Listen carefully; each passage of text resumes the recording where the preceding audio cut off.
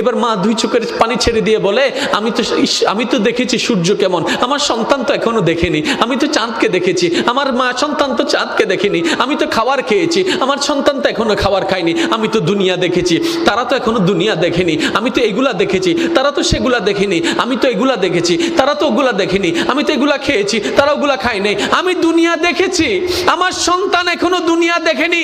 Doctor, আমার আর দুনিয়া দেখার দরকার নাই, আমার সন্তানকে দুনিয়া দেখার ব্যবস্থা করে দেন, আমার সন্তানকে দুনিয়া দেখার ব্যবস্থা করে দেন।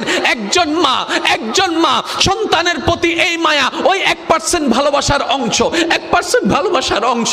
আপনার আমার নবী রাহমাতুল্লিল আলামিন যখন এই হাদিস বর্ণনা দিলেন, এক বাক রহমত রেখে আল্লাহ পাক এক বাক রহমত পৃথিবীর মধ্যে রহমত ছড়াই দিয়েছেন, 99 বাক রেখে দিয়েছেন। সাহাবায়ে কেরাম আদবের সহিত আরজি করলেন, ইয়া রাসূলুল্লাহ, ইয়া রাসূলুল্লাহ, ওই এক বাক রহমতের যদি এত ভালোবাসা, এত মায়া, এত